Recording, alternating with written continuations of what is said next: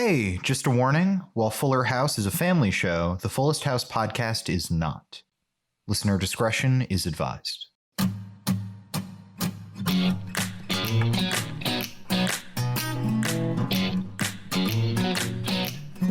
Hello and welcome to the Fullest House podcast, where we get knocked down, but we get up again.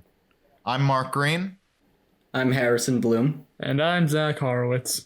They're never gonna bring us down. Oh yeah, That's right. It's a lot going on in this episode. It's a constant uphill fight.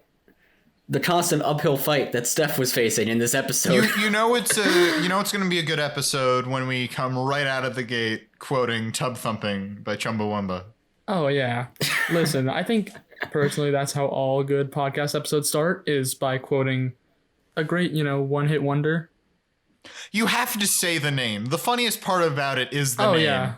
Well, I didn't want to repeat because you had just said "Tub Thumping" by Chumbawamba, and it's true. It's very fun to say. I mean, I just said "Tub Thumping" by Chumbawamba, and I'm gonna try and say "Tub Thumping" by Chumbawamba as many times as I can in the sentence. That's what I thought. I thought we should say "Tub Thumping" by Chumbawamba as many times as we can during this episode, because this episode of Fuller House does feature "Tub Thumping" by Chumbawamba. We're getting ahead of ourselves. We will talk about "Tub Thumping" by Chumbawamba later. Yes. But I just figured we should get that right out of the gate because we get knocked down, but we get up again. Ain't nothing gonna keep us down. Ain't nothing gonna keep us down.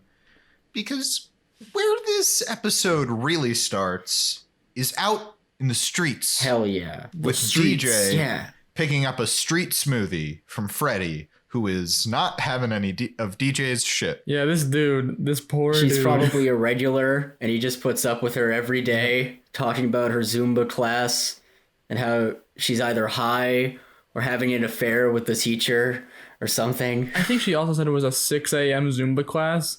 So, I just gotta assume he's also tired and doesn't want to be there to begin with. And then this crazy lady comes up to him. She really has optimized her schedule. She's the woman who wakes up at 5:30 to go to a 6 a.m. Zumba class. Here's the other thing. Yeah. I'm pretty sure I have seen smoothie carts on the street. Yeah. But I feel like they're usually bigger than what we see in the show. So I'm like, where's he keeping the smoothie stuff? That's true. You need a lot of fruit for a smoothie. It's a magic smoothie cart. It's a oh my, that opens up so many holes. I'm like, why isn't the episode about this now? Look, Mark, we've kind of been slacking a little bit with our spin-offs lately, I think. Yeah. Do you agree? Sure. I think we've gone a couple episodes without saying one. I'm suggesting magical smoothie cart. Yes. I have a question for you. I have a contribution to make. Yes. You make your contribution and then I'll... okay, I'll start. No, go ahead. Is it a cart that A, magically produces smoothies, B, has magic storage capacity where there are just a bunch of smoothies inside the cart and he can just reach in and he'll never run out of supply? Or C, is the cart itself a portal to a magical land, possibly themed around smoothies? I had a similar thought. My theory is he's a Time Lord, and it's like the TARDIS, and there's a whole factory for smoothies inside, and he's like the Willy Wonka. Exactly, it's bigger on the inside. This smoothie factory. I was wondering if the cart was one of the few mythical portals to the land of Narnia. Ah, the smoothie country in Narnia, ruled by the Strawberry King. I want to climb into a smoothie cart and go on a magical adventure. Who's the king of the smoothie land in Narnia? Is it like the Strawberry Banana King? Or is it Freddy? Freddy, the keeper of dimensions. No, they all have just English children's names. No, not fun names. The Strawberry Banana King, Jim. Contrary to, of course, the Banana Strawberry King, Bob. So, Freddy is not having DJ's shit, which is good because the Uber shows up. We'll move on in a second. I just realized Smoothie King is a franchise that sells smoothies. I didn't even know that. But anyways. But Harrison, you were saying?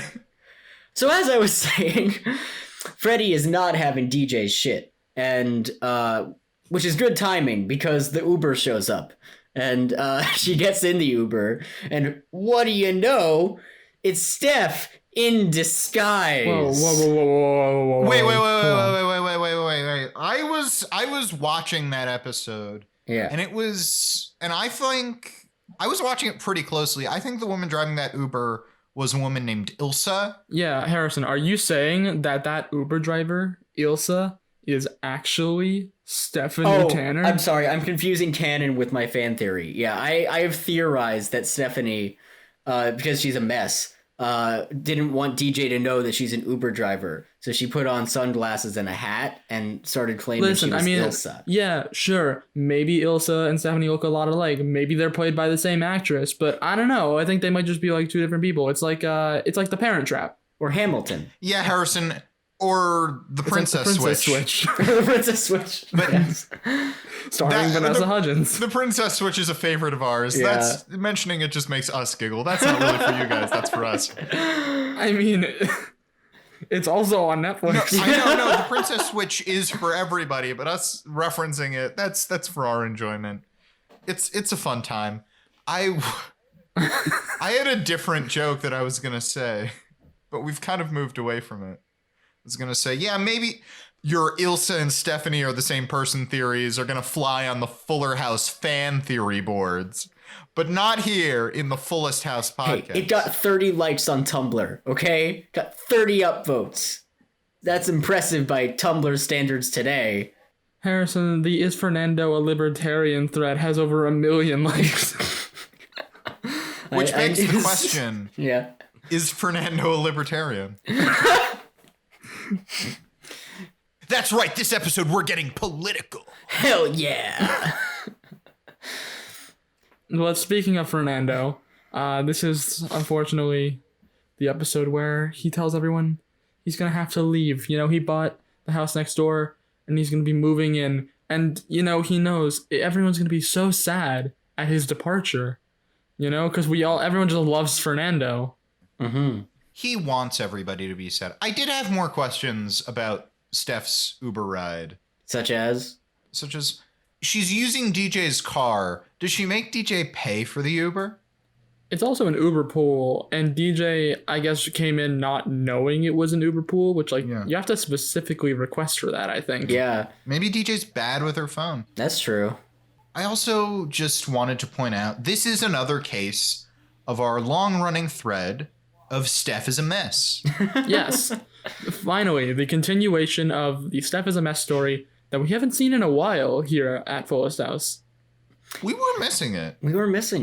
I don't think we realized just how much we were missing it until it finally came back. Sad Boy Steph is so great.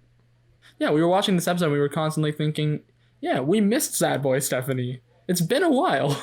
She's had it two together. But I was going to say, I don't think we noticed or minded so much because I think what replaced Steph is a mess in terms of her defining character trait is her relationship with Jimmy Gibbler. Yes, because comparably. Yeah. Well, actually, Jimmy has it pretty well together when you think about it.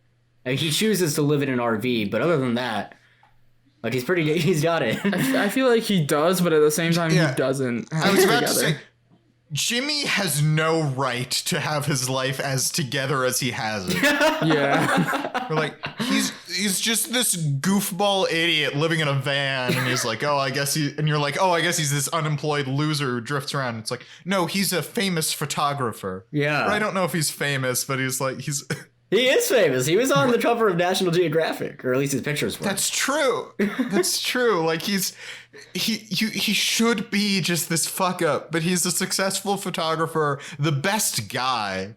The best emotional support himbo. The best emotional support himbo. Bring him on your plane. They will completely understand. But Steph is a mess, lying to her family and the world at large about driving an Uber. They really stretch to make that joke work because, like, you have to have your name displayed on Uber. Yeah. Steph says, Steph was getting, like, 0 stars, but Ilsa gets 5 stars.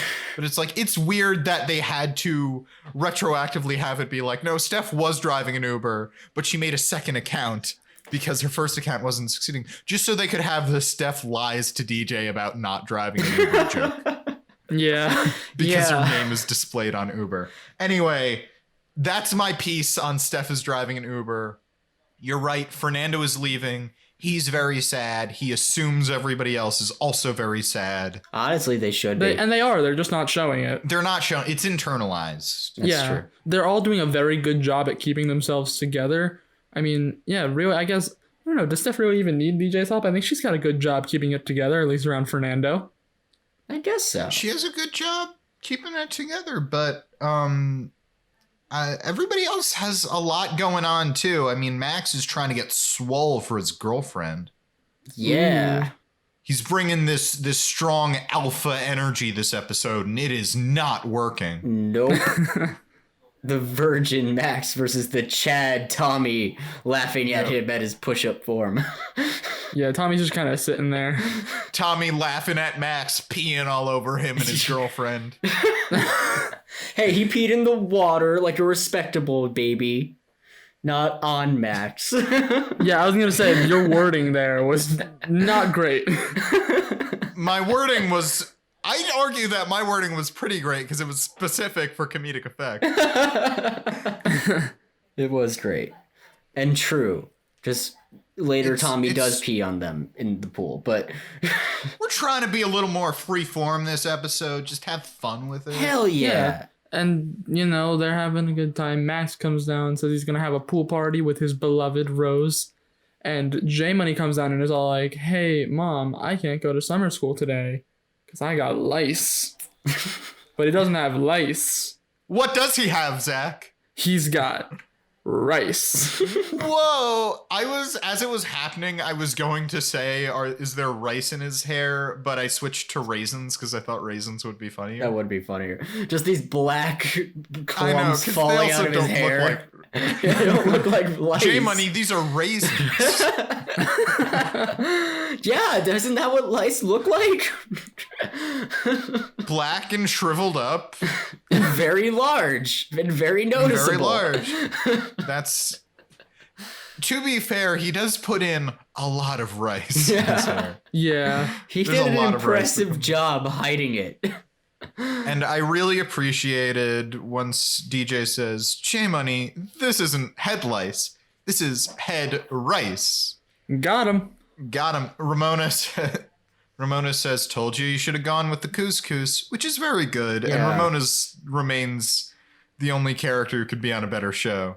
Other than maybe Jimmy. It was really, we're going to talk about this more later on, but like this, it's really pronounced in this episode. She was killing it with the jokes. Every episode Ramona is in, she is quietly but surely the MVP of the episode. Yeah, like I feel like Ramona has more of a side character role this episode, but like every time she's on screen, she's just killing She just kills it with the comedic timing, and they just know how to use her. It's great. Exactly. And nowhere is this more apparent than, I'm just going to start off this plot point here because it comes a little bit later, but Steve comes in and says, hey, I don't want Kimmy Gibbler to plan my wedding. That's not exactly what happens, but... Well, no, Kimmy comes in and says, can you believe it? Steve wants someone Japanese to plan his Japanese wedding in Japan instead of me, a white person who knows nothing about Japan. No fucking way. I think she's also never been there, she said. Yeah. Yeah, she says, I've never been there. The only thing I know about Japan is that Godzilla attacks all the time. Why doesn't he want me planning his racially sensitive wedding? Why doesn't he want me planning his Godzilla-themed wedding? Imagine if Kimmy just jumped in, if there wasn't this whole thing where I gotta learn about Japan and make a Japanese themed wedding, and she just planned him like a Godzilla and anime themed wedding. Oh no! Which would fucking rule, by the way. Oh, yeah. That would rule. Would rule. I'm just saying it might not be what CJ wants. Yeah. Especially given that later we find out who her parentage is. And Yeah. But we see more of that later. But first we need to see Steph getting her life coach. Steph being a mess is finally coming home to roost. It really is. And DJ suggests, hey, Steph, maybe you need someone telling you what to do all the time like I do to you. So I'm going to suggest a life coach, and I think I have the perfect candidate in mind. Who is and it, we're all Mark? going, who is DJ going to choose? Well, guys. It's like, someone smart, someone who's got their life together, someone, really humble, Fernando.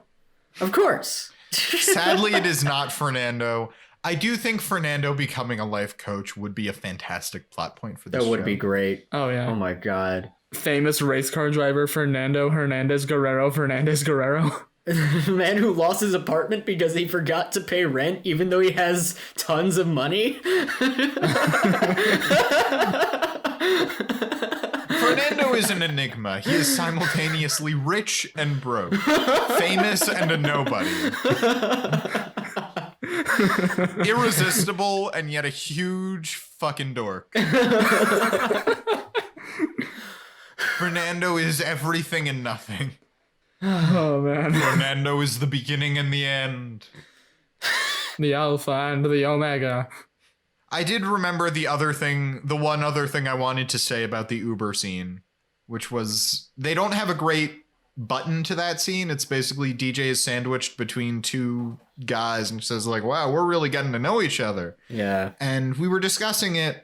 And I think what should have happened is Jimmy should have entered and not recognized Stephanie. Yeah, that would have been great. I thought that happened this episode. Yeah, you like really seemed convinced, but it just didn't happen. Like, I didn't realize it until we started recording. I was like, wait a minute.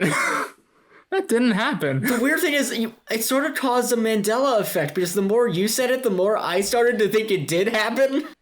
I was convinced in my mind that, like, Jimmy enters the Uber and, like, tells Ilsa how he feels about Steph, not knowing that it's Steph. And, like, maybe that happens in a future episode. And if it does, I'm just going to say right now Zach was right, but Zach was probably wrong. I was prepared to, like, I was like, okay, Zach, we'll see. I'll raise my arms because I'm just, if it doesn't happen ever in the show, I take it as a compliment to my pitch. Oh, yes. Yeah. I just want to say thank you because that means my pitch is either good enough or stupid enough to happen in the show. Yes. Right. Steph needs a life coach because she finally got her first check for her hit song, The Boy Next Door.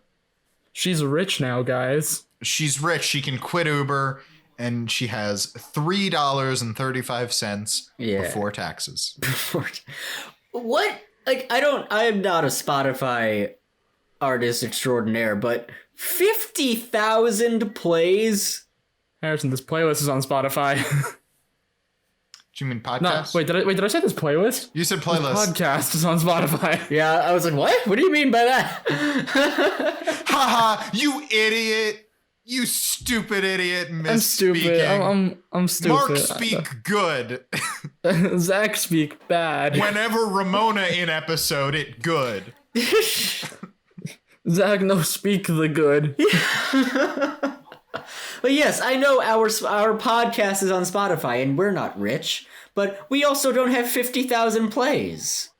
That's also true. Yeah, I feel like that would get you at least, like, douche-tuber rights, like flexing on your fans on YouTube. So share this podcast with your friends so we can get to 50,000 plays. 50,000 plays should get you at least $5, right? Of course. yeah. Exactly. DJ already has a binder titled Fixing Steph. That she had worked on since high school, she admits. Well, when the moment she brought it out, I was going, okay, and how long have you had the binder? And the next line is, I've been working on it since high school. And I went, yep, okay. But hold on, some IMDb trivia. If DJ really did start making the Fixing 70 book in high school, it wouldn't have been written by Donna Jo Fuller. It would have been written by Donna Jo Tanner because she wasn't married yet, you stupid.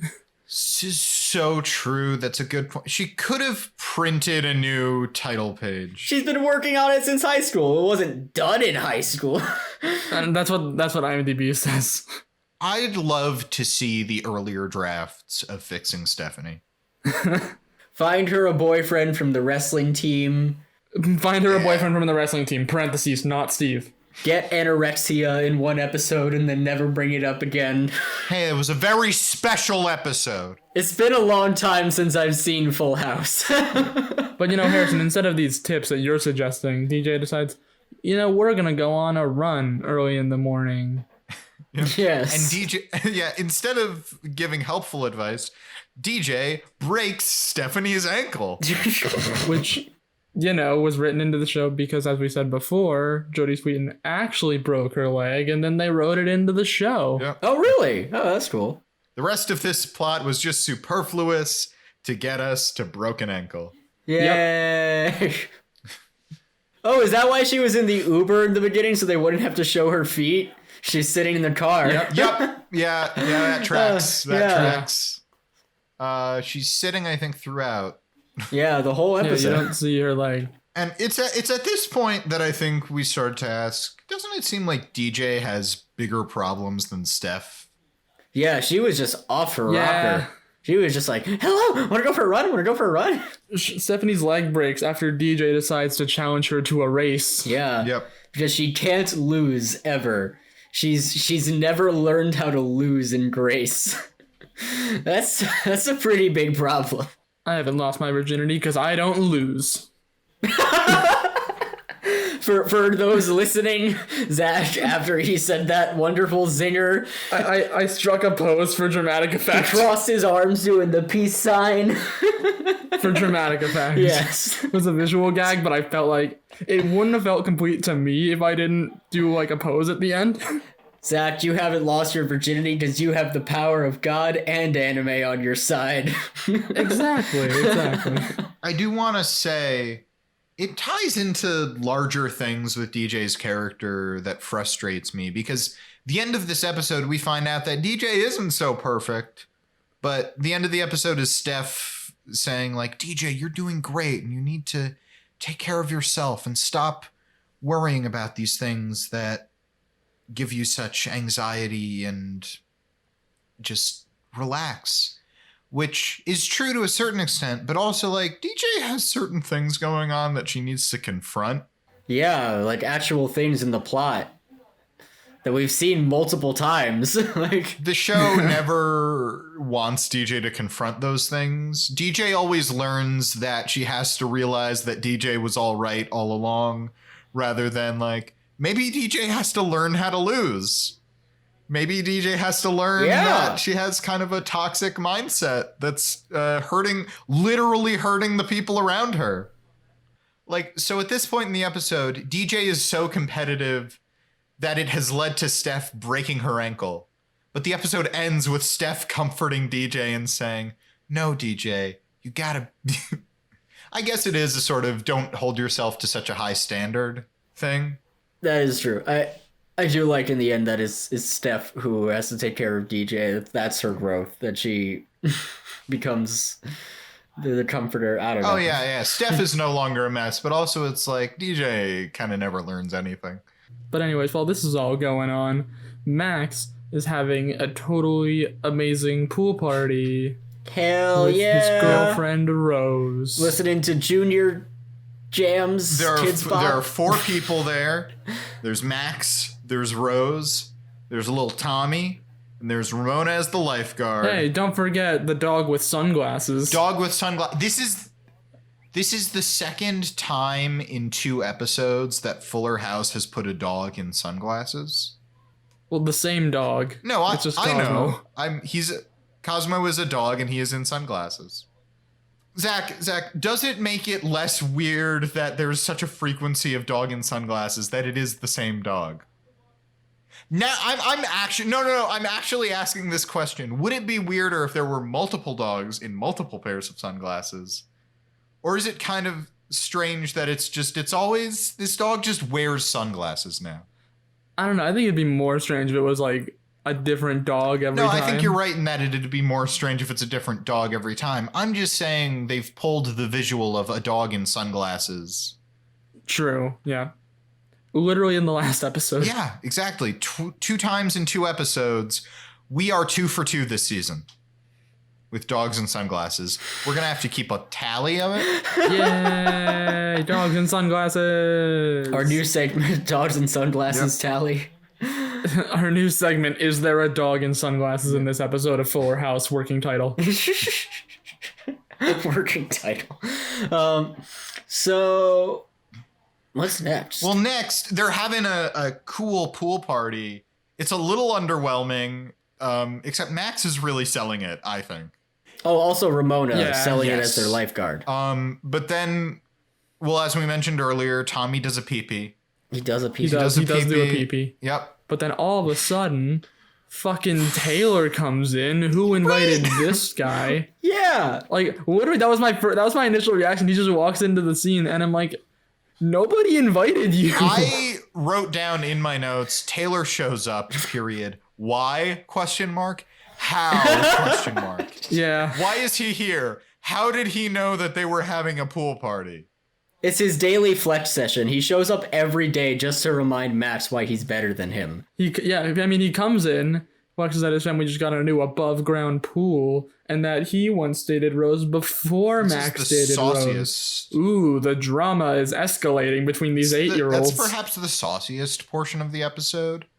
Rose says to Max, everybody has a past.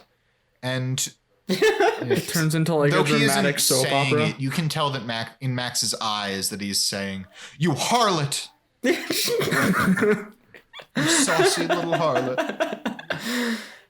I'm just imagining this scene. It just turns into a soap opera with a bunch of 8-year-olds. Yep. I don't know, maybe that's a better spin-off than what we had earlier. Just a soap opera starring a bunch of 8-year-olds, but it's like the same as any other soap opera. Days of Our Lives Junior. Yeah, Days of Our Lives, but it's Days of Our Lives Babies. That it's played by 8-year-olds. Like Muppet Babies, but Days of Our Lives Babies. Taylor murders Max, and then he drugs Rose so she gets amnesia, and then he swoops in and starts dating her again. But then it turns out that Rose is his sister. Dun dun dun! And Max isn't really dead. No, he faked his death so he could take revenge on Taylor from the shadows. He fled to Argentina so he could bide his time and take his revenge. In Argentina, biding his time with Fernando. That's our spinoff. Max is living in Argentina. It's a soap opera, but it's a bunch of 8-year-old kids, and also Fernando is there. Also, Fernando is there. Fernando is the only adult in the show. Yep. Yes.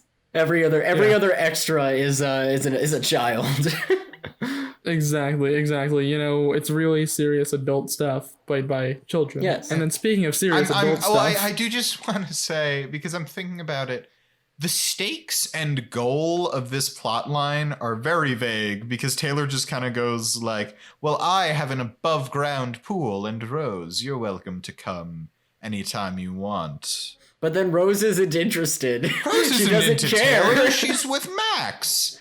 Like, what's he gonna do? Like, continue to have an above ground pool and not impress Rose with it? And looking through my notes, there is just a very small detail that crops up right around this scene that I do want to mention, which is that Fernando, seeing that Steph has a cast, goes to sign her cast, and he starts signing his full name, Fernandez Guerrero.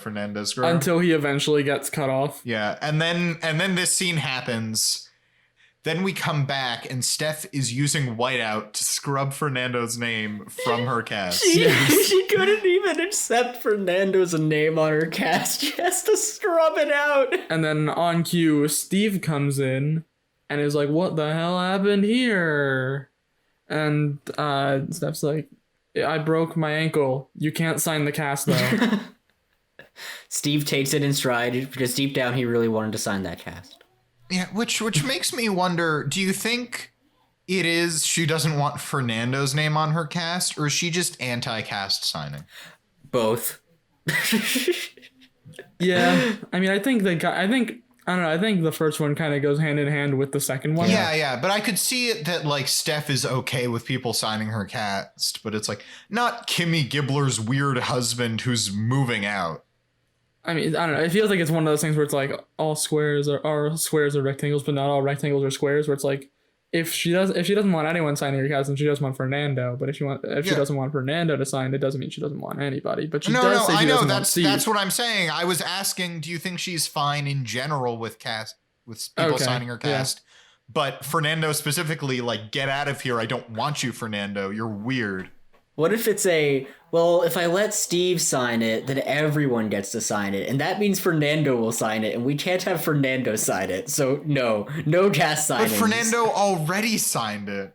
And she's blotting it out. She can't have that. She can't have him signing it again. So is it now she would be okay with people signing her cast, but she's already scrubbed Fernando's name from the cast, and now if Steve signs it and Fernando sees that Steve signed her cast, but Fernando's name is gone, he'll know what happened. Exactly. She specifically didn't want Fernando, and she doesn't want to hurt. She both doesn't want him signing her cast, but also doesn't want to hurt his feelings. We're going very deep into the mind of Stephanie Tanner today. These are the questions this show raises. It's not my fault that I'm picking up on them. Exactly. So anyway, Steve is there.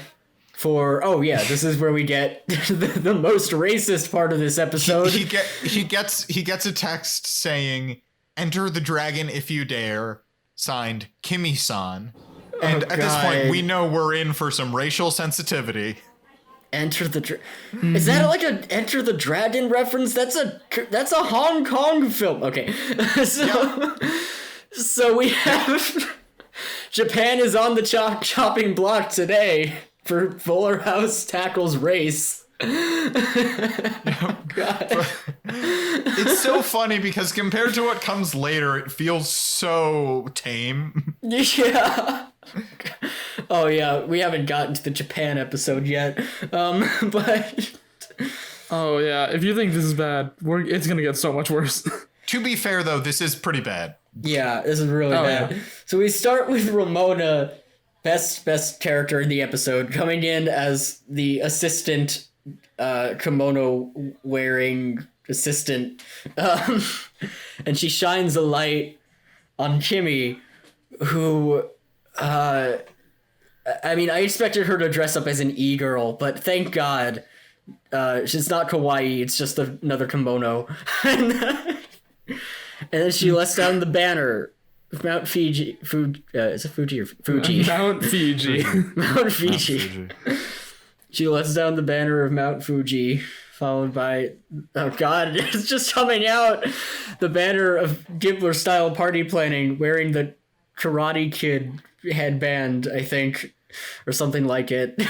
And the audience cheers, though it is not warranted. Nope. Then Kimmy falls down a flight of stairs. Her stunt double did great. Yes.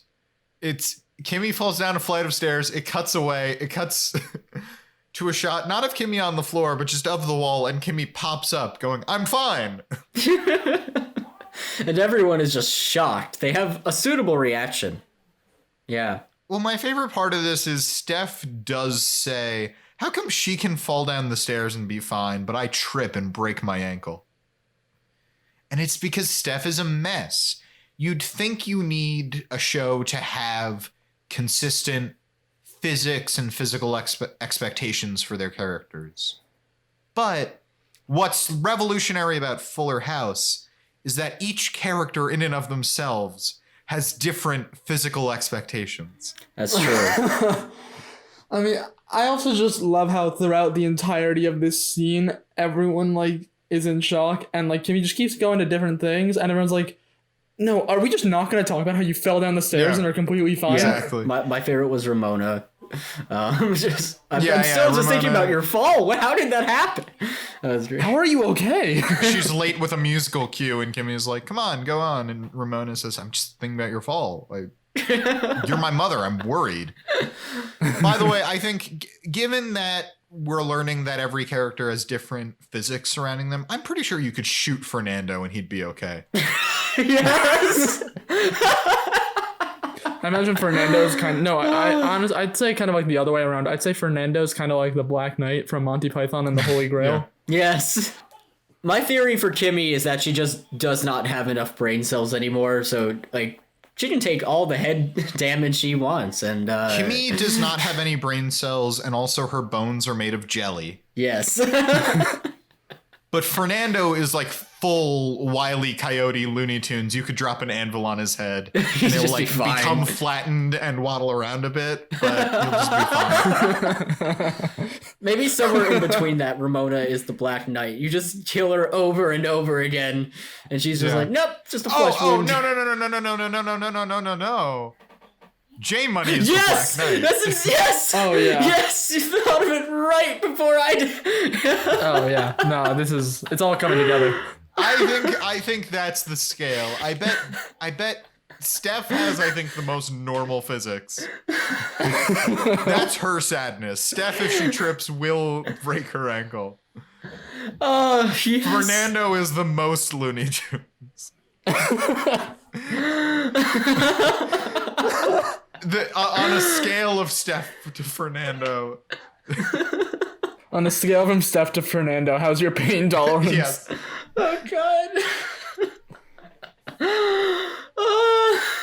Oh my god. Hey, tweet at Fullest House Pod. On a scale of Steph to Fernando, what's your pain tolerance? We want to know. I'm a solid Steve.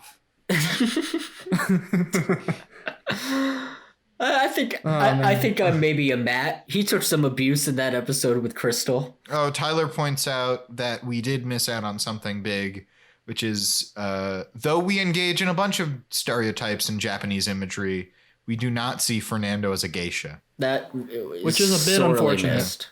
Yeah. That would have been great. But we can't have nice things because Fernando is moving out.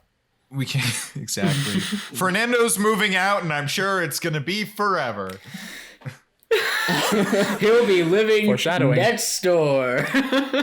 So Kimmy does like her whole spiel. She has like the drum going. She wraps up Steve and DJ, who's playing the role of CJ, in like a little cloth as cherry blossoms fall on them, which is just Ramona dumping a basket of cherry blossoms. A bag of cherry that blossoms. That was my on favorite part of this. That was so good. Oh, it was great. It was so good. And then they go to the other room, and there's just a full-on hibachi table, and they just start doing hibachi things. Which, at this point, I start to feel bad for making fun of it, because Andrea Barber definitely had to learn some hibachi stuff.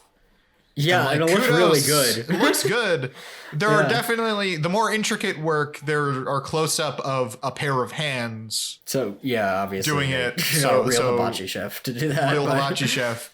But there are shots where Andrea Barber is doing stuff, and like, kudos. Yeah, it looks good. The scene, it looks good. The scene does go on a little too long. Yeah, a little bit. Yeah. But she throws a shrimp into Steve's mouth. He's like, oh, it's really hot, but it's also very good. You're hired. And then I'm not even you're going hired for my wedding. I'm not going to consult my wife. Exactly. I'm not going to consult CJ at all. And then Kimmy throws a shrimp into Stephanie's mouth, who then says, oh, I'm allergic to shrimp, but this is good. And then Mark immediately went, do you want to see what you did? Let's get Steph to the hospital. Again, because she just broke her ankle. Again, Steph is the very bottom of the pain tolerance tier list of Fuller House. There are a lot of hospital visits for Steph this episode. Oh, no. Let's go to the hospital. And I believe we just have the ending scene where we cut back to Max's pool party, and he's got a water slide now, an inflatable water slide, and it's like so cool, so much better than anything Taylor has. That stupid kid. Rose does the perfect advertising commercial where she says, this is way better than an outdoor pool. And then Max slips her $5. That doesn't actually happen, but it should have. It's very subtle. You got to look out for that. And then Rose goes up to Taylor, kicks him in the balls, and says, I don't love you. I've never loved you. Oh, my God. You're a sad little man, and you should be ashamed. And then everyone stood up and clapped. Yes. It didn't quite happen that way, but that was kind of like the vibe of the scene. Yeah. Oh, yeah. And then Fernando comes in and is like, the day has finally come. I must bid you farewell as I am leaving. I know you all must be so sad. but it's time for me to He go. leaves a so-so fondue, a fair fondue, in the fridge. Fondue. Yep. And then he realizes, wait a minute, my house is being dusted for termites right now. So I guess I'm moving back in. Oh, isn't that funny? Hooray, Fernando. It should have ended with Fernando like saying "hooray" and freeze framing. But instead he gets ganged up on by a bunch of kids with water guns. My worst enemy, children. We did talk about it a little bit, but there is a scene to finish the Steph DJ plot where DJ admits to Steph, where Steph says, Right. how am I supposed to be like you? You're perfect. And DJ admits, I'm not so perfect. I have my vices. I have this hidden cachet of Oreos underneath my vegetables, beneath my self-help books, which, by the way, I feel like self-help books are not the first thing I'd peg someone who's super together as having. Yeah. not that they can't help, but it's just like, I don't think that's the opposite of what she has behind them, which are trashy romance novels, including Barefoot with a Bad Boy. Ooh, saucy. Guys, I think she wants to be a little bit barefoot with a bad boy. Yeah, like Steve. A little bit of a bad Little boy. bit of a bad boy. Look out for our novel, Barefoot with a Sad Boy. Oh, Coming we should soon do to a that. theater near you. If we set up a Patreon and get $4 million, we'll write Barefoot with a Bad Boy. Yeah, she has her vices. She eats Oreos. She reads trashy romance novels. She schedules 5 minutes to be alone and cry in her room every Friday. Oh God. One of these things is not like the others. Nope. However, even her crying is scheduled, which shows that she has optimized her life. And it ends with Steph, and Steph says, "DJ, you're putting too much pressure on yourself." DJ admits she has all this stress from trying to be the perfect mother and taking care of the animals at the vet clinic and starting this relationship, and it can get overwhelming. And Steph says, "You can't put that pressure on yourself. You're doing great, and we're here for you, and you don't need to feel sad like that." But also, I feel like they should have spent more time on the fact that every Friday, like clockwork, DJ just cries for 5 minutes straight. Oh my God. Yeah, She has scheduled mental breakdowns. It's just built up. She just lets it out. I'm just kind of imagining like DJ's just going about her normal day, like an alarm goes off on her phone. She looks at it and she goes, "Oh, it's that time already. I'll be right back." And just, you can hear in the other room very muffled crying. And I get it. I'm good now, but I had been having a very rough time. Sometimes you just need to let out some emotion. Yeah. But it being so regular and so regimented feels alarming. Yeah, you can't schedule your mental breakdowns. I think letting out emotion is good. I think it's a good thing that she's allowing herself to feel in some capacity, but it is kind of a moment where you're like, okay, wow, she has double stuff Oreos. Haha, trashy romance novels. Oh, legitimate emotional breakdowns. Fun. And as someone who has read some self-help books, I wouldn't exactly hide the romance novels under them. Like, you don't be ashamed of them, but like, what? Okay. I feel like in the dichotomy between trashy romance novels, which, by the way, no one should feel any shame for reading. Yeah. Read what you read. Exactly. But I feel like, it's like, oh, it's high literature, and then it's trashy romance novels versus self-help books and trashy romance novels. Both things that are associated with silly stereotypes of middle-aged women for some reason. You're right. And then my favorite touch to all of this is Kimmy comes in and says, "Hey, where are DJ's hidden stash of double stuff Oreos?" DJ says, "You know about these?" And she's like, "Yeah, I eat them while I read Barefoot with a Bad Boy. I found them when you during your Friday crying sessions." Kimmy knows all of DJ's secrets, and it's wonderful. Oh, it's great. Yeah. But anyways, is it? I think it's that time of the episode. I think it think is. so. We were talking about, some real sadness. It's time for Sad Boy of the Week. Woo! Sad boy. Tyler, put some like air horns in there as well while I'm holding out Sad Boy of the Week. Thank you. I was setting you up for a transition. Well, No, you took it. You didn't say speaking of sadness, but you took it with Sad Boy of the Week. yeah, okay. Yep. But let's see. I think we've got a couple contenders. I mean, I think I have a couple in mind. I have a pretty strong contender in mind. Maybe maybe two contenders.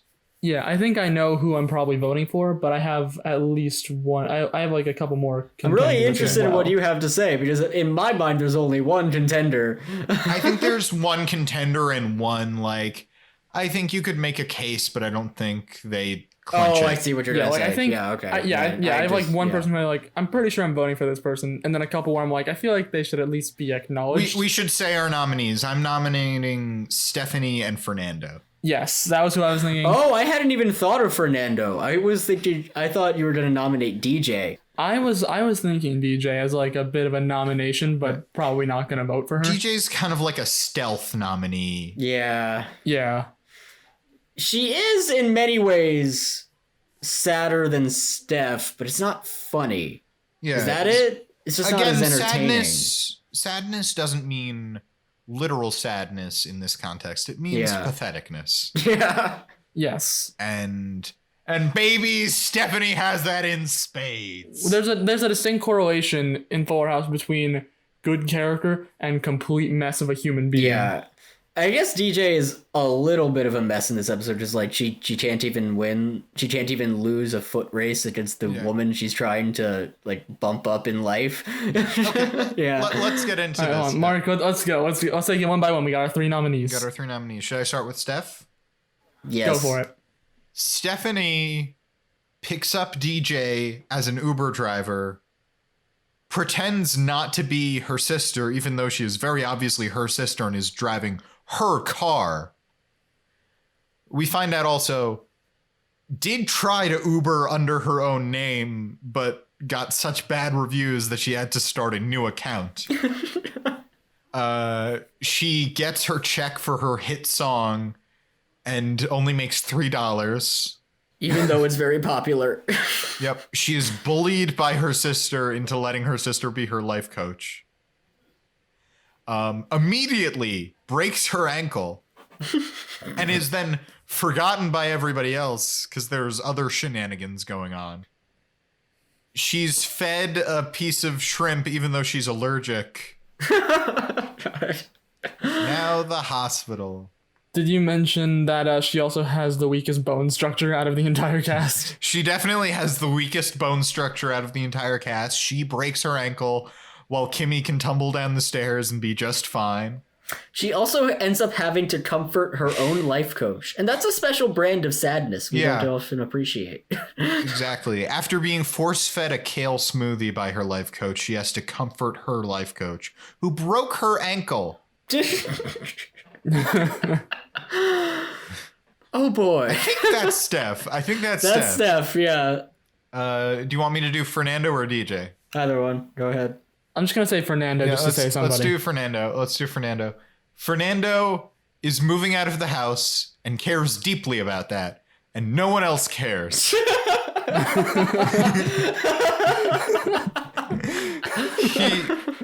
He signs Stephanie's cast only to be cut off midway through signing his very long name. And then white it out. He leaves them a bad fondue, a fair fondue, sorry, and leaves dramatically while insisting he's not going to be dramatic. And then just immediately turns around because he went through all this turmoil, but he forgot that his house is being fumigated. He doesn't have to move out He's not leaving yet. He, in fact, shouldn't move out yet. He's not leaving yet. Then there's DJ. DJ. Who annoys Freddie, the street smoothie person. Bullies her sister into letting her be her life coach.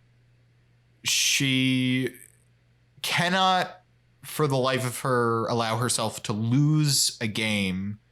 So she ends up causing her sister to break her ankle. She's forced to endure a not so racially sensitive Japanese wedding ploy. Then she finally admits to her vices, her Oreos, her romance obsession novels, with romance novels, and her crying sessions. And I think that's all I can really think of for DJ. Yeah. All right. So I'll start off. Who wants to go first? Who wants to vote? I'll vote. I think a part of me running through it thinks Fernando was funnier, but I think this is Steph's episode. Oh yeah, 100%. I do too. This is Yeah, Steph's yeah. episode. No, I definitely think this is a Steph episode. The Uber stuff alone, I think. Yeah, I think we kind of realized that the opening scene alone, we were like, "Oh, is this a Steph's a mess episode? Is Steph gonna win Sad Boy of the Week?" Yeah, for the first time in a while. That's exactly how this shit's going down. First time in a while. Steph driving an Uber under an assumed name, breaking her ankle, and then eating shrimp, which she is allergic to. I think that's enough to do it for me. Yeah. She has it in the bag. Yeah, I think this was definitely a top episode. We're definitely all unanimous in our decision here. This moves Steph up to a tie for second place in our overall standings. Woo! Who's she tied with? So congratulations, Stephanie. It's tied with the one and only Dr. Steve Hale. Yeah, all right. On this rewatch, apparently Steph is much sadder than we originally thought. Yeah, she's much sadder than we had originally anticipated. Yeah. Which, we love it when a new sad boy emerges. There's also an interesting thing in that she was originally, or she's still kind of positioned as the Uncle Jesse, kind of the cool one of the parents. Yeah. But she also, like J Money, who was positioned as a bit of a bad boy, Has become sad. Has transitioned into a bit of a sad boy. Yep. Wait, so when we inevitably watch the prequel, Full House, will Uncle Jesse end up being a sad boy? Like, are we remembering the show all wrong? Was Uncle Jesse ever the cool one? I guess you'll have to watch and find out. I'm very curious. Get that? see. Get that? You see that? That's called a hook. You gotta hook them in for the prequel series that we're doing at some point, probably. Probably. No promises, but probably. Yeah, what he said. Well, I think that's our episode. I think so. Right? I don't have anything else. You Yeah, guys? I'm done. Yeah, I'm good. Thank you so much for listening. Please follow us on social media. We are Fullest House Pod on Facebook, Twitter, and Instagram. And it'd be a real gift to us, real help out if you follow us and recommend us to people, and just keep listening and being you. We love you. I start to kind of fade out mentally by the time I'm doing the outro. No, that's good. We love you But all. we love you. If you made it this far, comment on... Leave a comment. Let us know. Let us know what you Let us think. know. Leave a comment, tweet at us, comment on just something. You could be anything. We love you guys if you're listening. And even if you're not, we don't discriminate, though we do prefer it if you listen than if you don't. We definitely prefer it if you listen, yeah. Anyway, I'm Mark Greene. I'm Harrison Bloom. And I'm Zach Horowitz. And until next time, may your houses be fuller, and may your moves be temporary because they are tenting your home for termites.